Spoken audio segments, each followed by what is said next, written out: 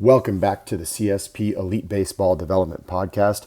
I'm your host, Cressey, and this is episode 147.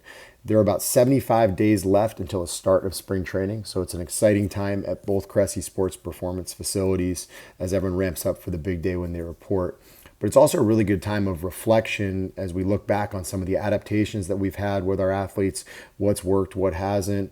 It's also a really good time for dialogue with the athletes as they ask questions about how to attack their training both during spring training as well as during the season. Combining this with some of the inquiries that we get from listeners and some of the reader questions that I'll get emailed to me, we've come up with a pretty good Q&A for this month. I think you'll find that there's something for everyone in this, whether you're a coach, an athlete, or a parent. So hopefully you enjoy this, and we look forward to your feedback. This episode is brought to you by Proteus Motion. Proteus has developed the only practical and accurate way to quickly measure physical strength and speed across the entire body. Power is plane specific, and most of human movement is divided into 3 dimensions, but strength and power has typically been measured using one-dimensional movements performed in a straight line, things like the squat and the bench press. Measuring more than that can require numerous pieces of lab-grade equipment and hours of time. Proteus Insight softwares give trainers the ability to focus precisely on what, where, why, and how to personalize training programs. In as little as 4 minutes, Proteus software guides users through full-body assessments that test all planes of movement and delivers unprecedented data on precisely what areas of the body need improvement and where an athlete's movement falls on the force-velocity curve. Set demographic filters to compare an individual to someone like them using Proteus's proprietary database of millions of reps. Get insights and actionable and understandable recommendations to work into programming. Proteus Insights software delivers the most personalized training insights in history. On a personal level, I've been a big fan of Proteus for the past few years. We have a unit in both Cressey Sports Performance facilities, and I actually helped to develop the Cressey Power Test for rotational athletes. The information we've gathered from this testing has been an absolute game changer in helping us to more optimally program for our athletes. Additionally, as a training initiative, work on the Proteus has allowed us to train different points on the force velocity curve and rotational patterns in ways that medicine ball work alone could never do. Proteus is doing for full body physical strength what the X-ray and MRI have done for body imaging. It saves coaches a lot of time and headaches in their assessment of what makes an athlete successful and what qualities need to be improved to take that athlete to the next level. Learn more about this revolutionary performance testing and training solution that is an essential component of sports performance and sports medicine settings across the U.S. and Canada at www.proteusmotion.com/elite. You can also learn more about them by listening to episode 106 of this Elite Baseball Development Podcast. Again, that's www.proteusmotion.com/elite. Check it out. You won't be disappointed. For our first question, it says, I know you do a ton of assessments on baseball players, and it's hard to speak in generalities when each athlete is unique. However, are there any big principles that you try to keep in mind as you go through an assessment to guide your programming priorities? I actually think this is an awesome question and something that everyone really needs to pay close attention on is how do we prioritize what we're looking for in our assessment, and how do we make sure that it directly relates to the programming priorities that we have? And so as I thought about this more and more, I think it actually becomes a pretty good teaching tool, and I'm going to share some of these thoughts with some of our staff at the facilities. But I think the big 5 that I identified are the ones that I'm going to highlight in this answer. It's not the only 5, but the 5 that were foremost in my mind. The first one is a concept I've discussed on previous podcasts, but it's this concept of thinking upstream. What is something that can have the most prominent downstream effect? What's a little thing that I notice that can have big, impacts across an entire athlete's, adaptation? And one example would be like medications. If you look at a health history, as an example, you might sometimes see an athlete who's on Accutane, and we know that Accutane is something that's taken for acne, dermatology condition. But there are some side effects in some people that can have significant musculoskeletal impacts and negatively impact their performance or cause pain. So there have been a few times over the years we've identified this in an athlete who's got a chronic shoulder issue or something like that, and they've come off the medication and they've done really well. Certainly not everybody has these side effects, and it's something you want to discuss with a doctor, but it just is an example of this idea of thinking upstream, where we could take those players and throw them on aggressive shoulder programs and work on mobility and do soft tissue work and all these different things, overhaul their mechanics. But because it was something that was of a systemic origin, as a medication that we had to remove from the situation, it just gave us an ability to think upstream a little bit more. And the same thing may be true from an actual movement standpoint, right? If you have someone who has a raging, anterior pelvic tilt, they have very, very heavy extension bias, we know that if we get them just a little bit more posterior pelvic tilt, it's going to change a lot of different things in the way that they move, right? They're going to get more hip and turn rotation. We know there's some research also that shows that you get better lower trap recruitment. You're better able to posteriorly tilt the scapula if you get some posterior tilt of the pelvis. Impacts the way that we're able to drive rotation, not just through our hip, but also further up the chain through our thoracic spine. So it just opens up this world of possibilities if we can find a little bit of posterior tilt. And obviously, there's different exercises you can use to attack it, and you can get really stuck in the weeds, but that's something that has a very upstream, angle to it. So we need to be mindful of that. The second thing I would say is always look for things that don't make sense. What jumps out as being really, really strange? So as an example, if you see a really hypermobile individual, right, they walk in and they've got, elbow hyperextension, they've got super pliable fingers, they've got cold hands, which would be a sign of hypermobility. And we've done a previous podcast on that, so dig in on it if you haven't checked it out. And they've just got this insane amount of shoulder ER and IR, right? They've got a lot of total motion. But then you go to check their shoulder flexion and it's ultra limited on one side. That could be a lot of different things, right? So anytime you see a hypermobile individual that's lost a significant amount of range of motion, particularly at one joint, that could be a couple of different things. First, it could be a sign of a very cemented joint, someone who's developed some unfavorable bony consequences of long-term movement challenges or an acute trauma. It could be a sign of significant protective tension. It could also be a sign of someone who's been in a really bad position for a long time, right? So if you have someone who's super hypermobile and they sit in a heavy scapular depression and all they've done is deadlifts and farmer's walks and walking dumbbell lunges and tons of lat pull downs and pull-ups over the years, they might be so stuck down in depression that their lats have actually adaptively shortened to that crazy malalignment over the course of time in spite of their hypermobility. So, it just reminds us, look for things that don't make sense. Usually bodies trend in a direction across the board. So when you see one thing that jumps out at you as looking really, really strange, that's never a good thing. The third thing I'm always considering is how can I relate whatever movement impairments or proficiencies I see in an assessment to that individual's athletic endeavors in order to better create context and optimize buy-in. So, one example would be, retroverted versus anteverted versus neutral hips, right? So we will see some athletes who have extremely, retroverted hips. They just have a natural bias towards being, very externally rotated through an adaptation at the proximal femur. And it usually leads to this kind of like toe out, presentation. And at the other end of the spectrum, you have anteverted hips. These are kids that were kind of like W sitters instead of crisscross applesauce when they were kids. They have tons and tons of IR bias, but very, very limited, external rotation. In other words, they're not going to do well if you ask them to sumo deadlift.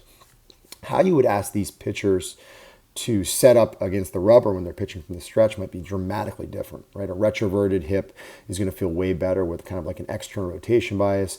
An anteverted hip actually might show up better with an internal rotation bias on the rubber. So just figuring out a way to take your table assessments, your range of motion assessments, and actually relating them back to the way that you might actually instruct them to go through something more skill specific is going to be a really, really impactful thing, both for the athlete and for your ability to design a high quality program. And this is really the tip of the iceberg, right? You have certain predispositions from wide versus narrow infrasternal angles in the delivery, right? Infrasternal angles that are narrow, they tend to really, kind of collapse towards the open side of the pitcher with the knee. They don't do as good a job with like hip loading. They tend to leverage rotation really, really heavily. Wide ISAs tend to be very hingy into their hips, more of like a vertical shin delivery. And, you'll see exceptions to these rules, and you never want to, completely like pigeonhole athletes based on how they present. But there are certain things that you'll generally expect from what you see during their assessment. You can kind of predict what they look like once they get on the mound. And the last one I would say is like military posture, shoulder blades that are really tugged back together, almost like pinched together in the back as if they're fully retracted, those are athletes that are in many cases going to struggle to get to full ball release, right? They're not going to upwardly rotate that shoulder blade up and around the rib cage. It's going to make it really hard for them to, throw a glove side fastball or stay on a changeup or even, get to the front of a breaking ball in many cases, just because everything is pulling them back.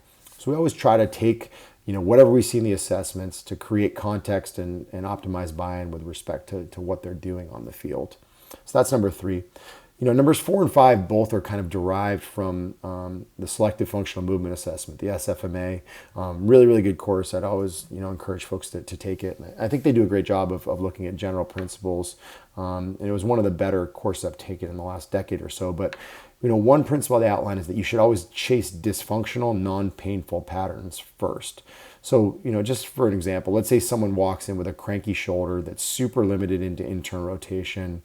So it's a dysfunctional, painful pattern. They would call that a DP.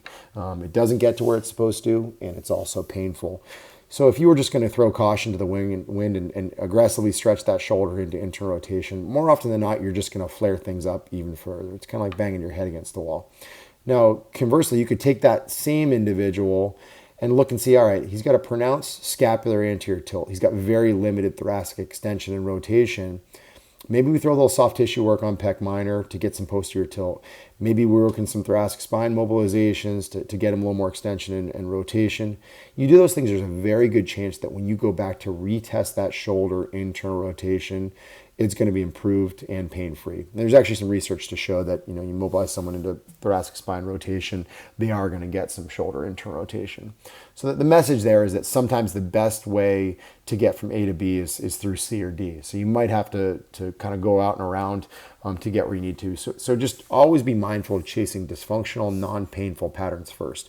The only people that really should be chasing, painful patterns are people in the orthopedic community. That may be a place where cortisone injection is appropriate, or some kind of oral anti-inflammatory, or stem cell or PRP, something like that. But that's up to to folks that are trained in orthopedic diagnosis to really attack. I think what we need to do in the performance realm is leverage our ability to work on creating high quality movement in the absence of symptoms. So being mindful of that as you attack an athlete's assessment and programming is really important. And then the additional SFMA principle is, find and address areas where passive range of motion far exceeds active range of motion. So, I always use the example of, there are a lot of gymnasts and dancers that retire with stress fractures in their lower backs, right? Why? Because they do tons and tons of back bends over the years. They have lots of passive range of motion, but they don't always have, sufficient motor control, muscular strength to stabilize those excessive ranges of motion, right? So this is one reason why it's so important for us to test, do assessments that have both passive and active components. So if you can imagine like a straight leg raise, we have someone do a straight leg raise and they get to 45 degrees, and then we passively can take them all the way up to 90. That's 45 degrees of range of motion that they can't control, and that's probably where some hamstring strains, things like that happen. And these are prevalent all over our body. We see it in shoulder flexion assessments where people have full range of motion, but they can't actively tap into it. I think the biggest thing that we see in a baseball population, the biggest injury risk predisposition, is a lot of passive shoulder external rotation that can't be actively picked up. So one test that I like to use with all of our athletes is we'll put them in supine, and we'll go to R1 and then to R2 to measure their shoulder external rotation. Let's say somebody hops on a table and we have them at 125 degrees of passive shoulder external rotation, which would not be out of the ordinary, in a pitcher. And then what we'll do is actually flip them over and we'll look at a prone external rotation. And we'll see how much of that shoulder ER they can tap into actively. And you'll often see athletes that, like I said, 125 degrees of shoulder ER and only 80 degrees actively. So there's this huge gap, in that case, basically a 45 degree gap that could actually cause a significant problem for them because they have so much range of motion they can't control. And that's where most injuries occur in the throwing delivery, right? Extreme layback. There's a lot of valgus stress of the elbow, and there's that peel back mechanism taking place at the shoulder. So you basically need to be mindful of identifying where passive range of motion far exceeds active range of motion. And just as importantly, you need to have some training initiatives that help to build control in those passive range of motion, in order to close that gap. So those are the big five. To recap, think upstream, look for things that don't make sense, try to relate things that you see in assessment, directly to their athletic endeavors to create context and buy-in. Chase dysfunctional, non-painful patterns first, and find and address areas where passive range of motion far exceeds active range of motion. As a friendly reminder, this episode is brought to you by Proteus Motion.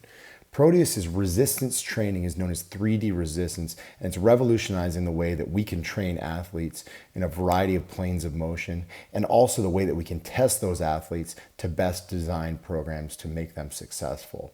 We've used Proteus at Cressey Sports Performance for the past few years and collaborated them to develop the Cressey Power Test for rotational athletes. If you're working with baseball players, this is a must-have tool for making sure that you design the right kind of programs for your athletes to get them to where they want to be as quickly and safely as possible. The Proteus allows you to train various points rotationally on the force velocity curve in ways that you just can't get with medicine balls, weighted bats, things like that. Again, you can learn more about Proteus at proteusmotion.com. Again, that's proteusmotion.com, Proteus motion.com. For our second question, I have a really straightforward one. It says, what are the key components of a warm-up for you? I actually love this question because warm-ups are so important. And to me, it's the ultimate differentiator, particularly in Major League Baseball, where you're obviously playing 162 games, plus spring training, plus any postseason that takes place. You mix in some off days here and there. And a good warm-up can be an absolute magnifier in the sense that players that are consistent with their routine and do them on a regular basis really derive so much benefit that the players who kind of just, want to do the show and go really, really miss out on. So, I break warm-ups down into really 4 different things. And there was actually a great book, Science of Sports Training by Kurtz back in the day that outlined, a ton of the details that go behind, good high quality warm-ups. But I think you can really base it down to 4. The first thing is you want to transiently reduce bad tone and do some activation to ensure that you're in the appropriate alignment. So that's a little bit of a mouthful. Let me kind of define a little bit more of what it actually is to me. So, we do have people that have habitual postures that may take them into the wrong positions, right? So if you're familiar with some of the Posture Restoration Institute, we know that, people are inherently asymmetrical, right? They have a heart and a vena cava on the left side. They've got a liver on the right side. They've got 3 lobes in one lung, 2 lobes in the other. We have a right and a left brain that do different things. We're not inherently symmetrical creatures, but there are times when our asymmetry becomes excessive, and it can become a problem for folks. And certainly baseball is a place that can exacerbate that asymmetry because we see a lot of right-handed people living in right-handed worlds, playing right-hand dominant sports. So what we see is a lot of really adducted right hips, low right shoulders. And what's interesting is if you take these players beyond just how baseball drives them, they often tend to stand and sit in these postures, right? So the classic example of this individual would be like someone who's stuck in their right hip in the car. And they're obviously driving with their right foot, and then their left knee is kind of leaning against the door. So you have a position of abduction and external rotation on that left side, while the right hip tends to be heavily adducted. Usually their right elbow is on the center console, so they're kind of leaning into a low right shoulder position and really compressing the right side of their torso. So they're very tugged down with their rib cage towards their pelvis. So they carry some bad tone in the wrong places, right? In this case, it would be right adductor, the right quadratus lumborum, the right latissimus. And, there's some compensatory movements that take place throughout the body as they kind of helicopter to make things work in order to run straight, maintain a line of sight. So they have to do it via different means. So some of these individuals are going to need some just low-key soft tissue work, repositioning exercises that help them to reduce their bad tone and get some muscles turned on just to make them, get to a better position. And in our previous Q&A, I talked about this concept of posterior pelvic tilt having a really, really good trickle-down effect. And, it fits right into this discussion as well, as we want to try to get athletes back into a more neutral alignment. What this does not mean, though, is that you need to spend, 15 minutes on the ground doing a bunch of positional breathing. Don't get me wrong, we do that stuff, but it's usually 1 to 3 exercises that they can get in over the course of a couple minutes just to kind of get their alignment back to where we need to go. So, what I would tell athletes is, figure out where your limitations, tend to be, right? Do you have 1 or 2 range of motion numbers that aren't awesome, but with the right repositioning strategies, you can get them back to where they need to be. And then you go and you train. So, my feeling has always been if you, get yourself to neutral, you warm up in neutral, you create some stabilization exercises there, and you go train in neutral. You should be in neutral when you walk out, and you do your best to kind of, bring yourself back to center over the course of time with some chronic training adjustments.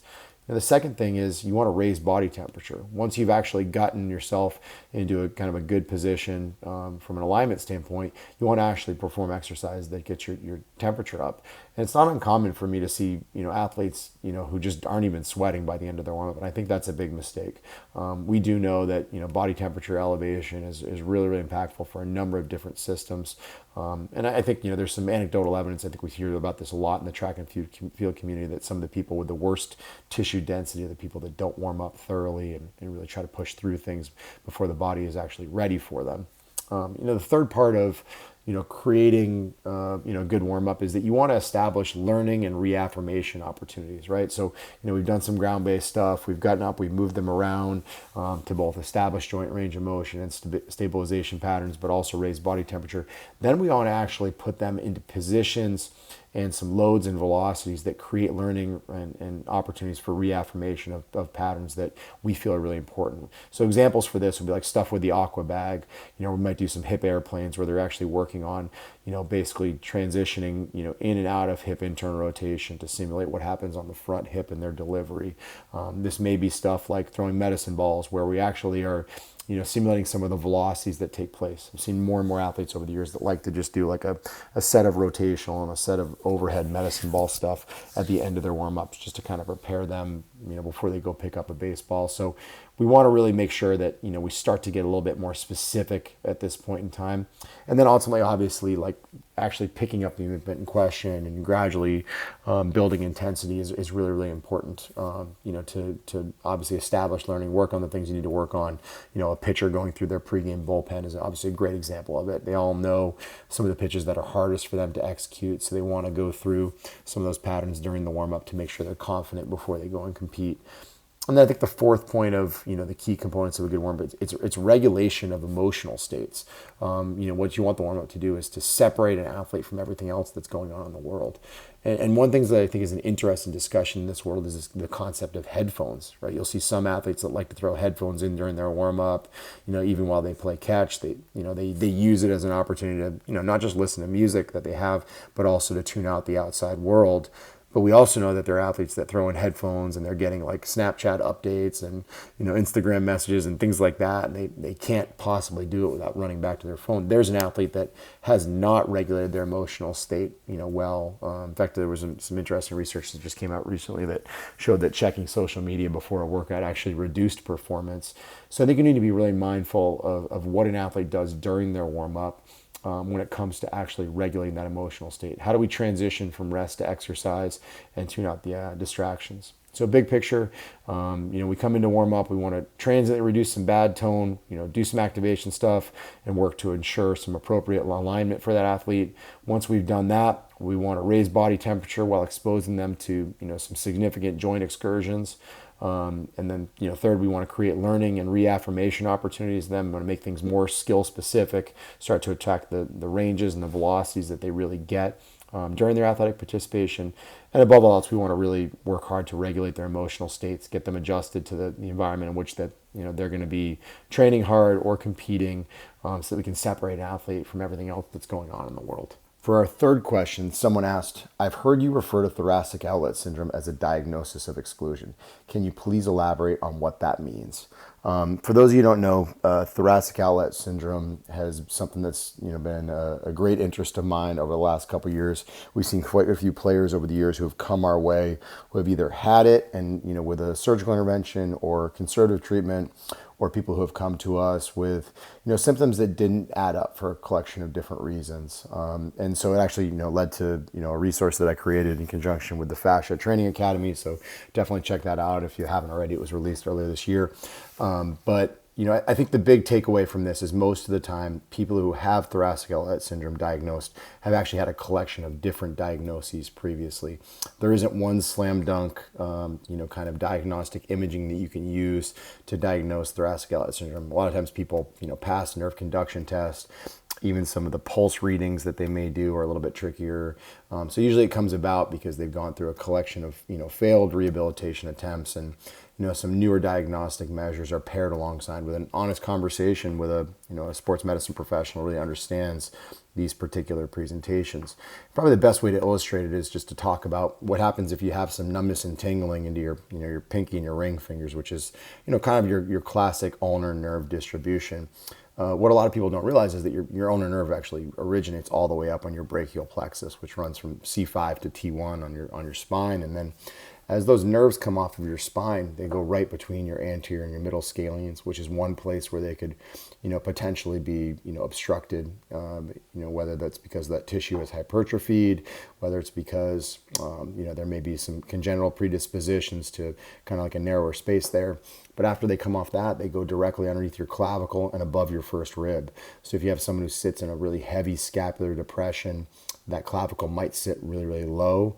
If you have someone who doesn't have great serratus anterior function and has some aberrant breathing patterns, those first two ribs might elevate a little bit more than they probably should. So there's a small space there. And as those nerves run more laterally, if you have a really aggressive scapular anterior tilt, and there's a place where those nerves can get pinched underneath your coracoid process as your pec minor and your coracobrachialis and the short head of your biceps come off. Then at the front of your shoulder, if you don't have really good humeral head control during the layback phase of throwing, the humeral head can really glide forward and irritate some of those nerve and vascular structures. And then certainly the nerves kind of go in all different directions as they get to the upper arm, where the ulnar nerve will run alongside the medial triceps, go into the cubital tunnel where it can be, mechanically impinged. It'll go, through the ulnar groove, so you can have people that subluxate, in and out as they go through flexion, extension. It goes directly into the flexor carpi ulnaris, which is, a really prominent forearm muscle that, plays some key roles in resisting valgus stress during the layback phase of throwing. And then certainly it works its way, down to the wrist and into the hand to kind of innervate those two fingers. But what it speaks to is when you have this really distal symptom like that, there are a lot of different places that nerve can be snagged. And we know that nerves don't like to be compressed. They don't like to be stretched. So a lot of times you have those symptoms really, really distally, and you have to backtrack your way up and figure out where it is that things are, potentially obstructed. So sometimes they do some soft tissue work on a forearm and it magically gets better. Maybe it's, along the triceps, maybe it's on the subscapularis or the pec minor or subclavius or wherever it may be, all the way up to scalenes.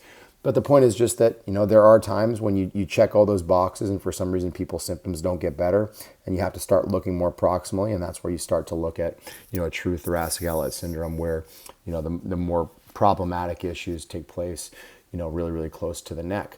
Building on that, though, is you will have, certain people whose symptoms jump around from day to day. Some of the thoracic outlet syndrome people I've seen over the years, they've been anterior shoulder pain. They've dealt with some medial elbow type dysfunction. They've always, complained of stiff necks, things like that, kind of like that first rib that wants to pop. We actually had one player that stands out at me in particular is that, he actually had a thoracic outlet surgery. And he came back a couple months later and he said, I didn't even realize that I couldn't open my hand all the way for the last couple of years.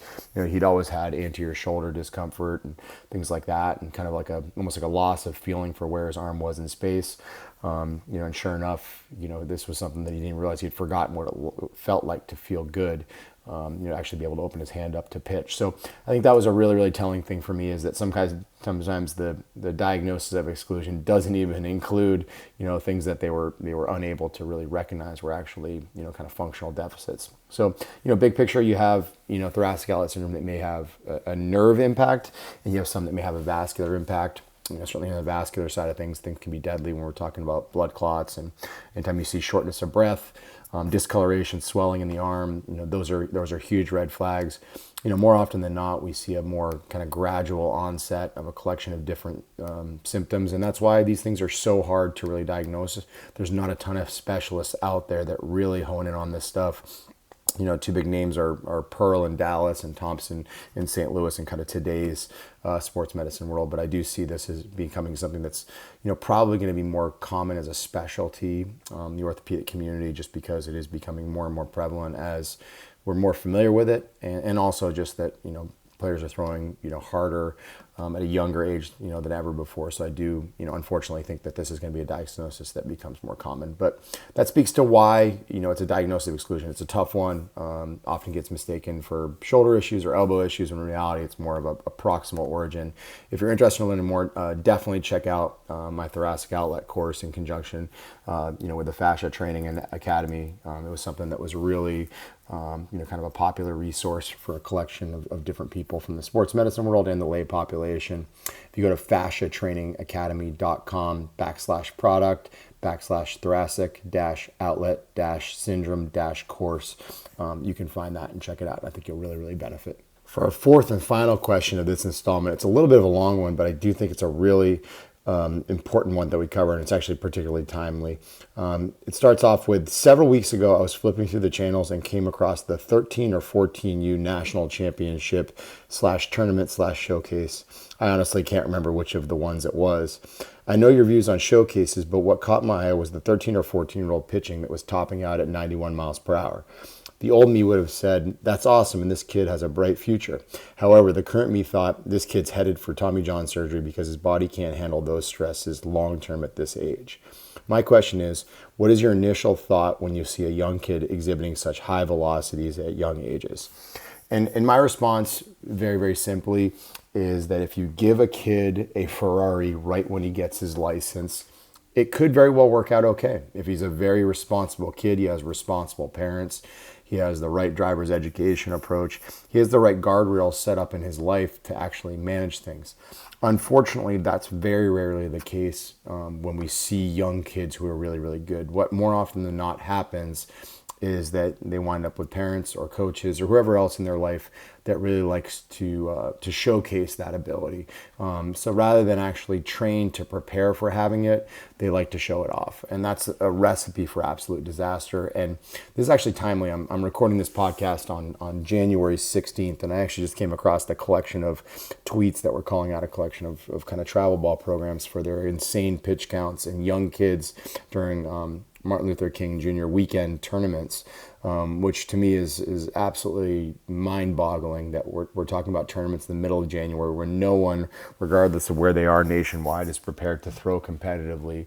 There's not a single high school season that's actually in season, but it's a money-making event for a collection of these showcase companies. So kind of just a really sad state of affairs.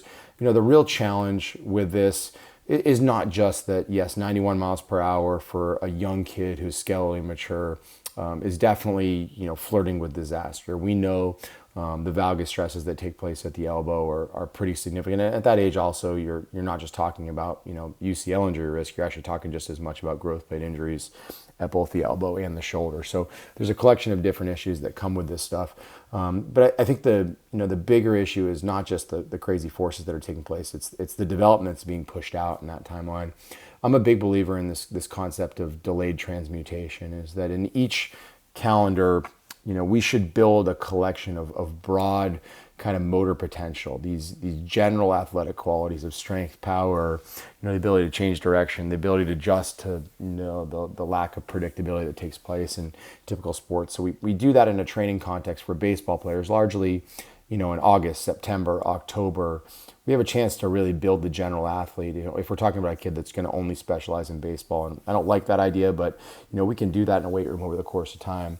Then we do a gradual ramp up starting in November, where they're building their throwing program out and gradually building up intensity. They're actually honing in their mechanics. They're working on a collection of different things. Maybe it's pitch design, whatever it may be, so that they can build up for whenever their high school season starts. And that may be, February in warm weather climates. It may be March, in northern climates when they're still shoveling snow off the fields. But the point is that there's a gradual on-ramp that doesn't just give them a chance to get their arms in shape and gradually build, kind of a chronic workload where they slowly acclimate to more and more stress. But on top of that, what they're actually doing, it's probably even more important, is that they're having time to take a lot of the general motor potential, a lot of the massive strength, qualities they've built, whether it's, the foundation of strength and stability, or some more of the actual, power development, the endurance, all these different capabilities they developed over the course of time.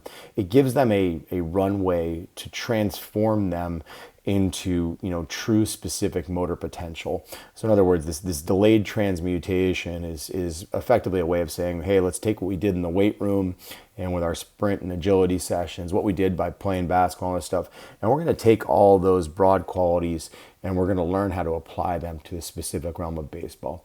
And the problem is that it's really hard to do that in a crazy competitive landscape. Particularly when you throw an athlete on the mound in a highly competitive environment, and they're not necessarily conditioned to do it. They kind of go into panic mode right away. So this model of just go out and play in these tournaments at times when you're not ready for it, it might work in other sports. Like you're not going to see a bunch of basketball players and soccer players necessarily blow out ACLs in these tournaments, but you will see a markedly higher injury rate in the baseball world, simply because throwing a baseball is the single fastest motion in all of sports. So, all that said, big picture for me is, what's your initial thought when you see a young kid exhibiting such high velocities at young age? It absolutely can work out. I've seen kids where it has worked out. We have 14-year-olds that trained with us that, I think we have 5 of them that are in the big leagues that were with us at age 14, because they were really responsible. They managed innings. They had a clear outlook on long-term development and how to plan their competitive calendar, and we really mentored them heavily in this regard. More often than not, though, that 13-year-old is a kid that's going to get overused. He's going to pitch way too much, for probably all the wrong reasons and at all the wrong times, and we're not going to necessarily be looking at a long-term development model. Instead, we're going to be looking at a kid that unfortunately has a short runway. So, I do think there's something to be said about just being mindful of how many late bloomers there are in the big leagues.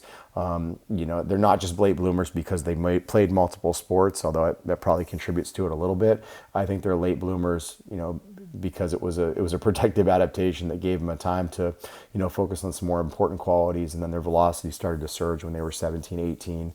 I can't tell you how many of our professional baseball players were guys that, weren't even drafted out of high school, and then they went to college and they really figured it out, and things took off from there. So I think we need to be very mindful of an industry of not losing a lot of these really talented 13 and 14-year-olds to injury, or, even to the psychological burnout of taking it way too seriously at an age where it still should be a game. So, for me, it can be done, but that doesn't mean that it is normally done well.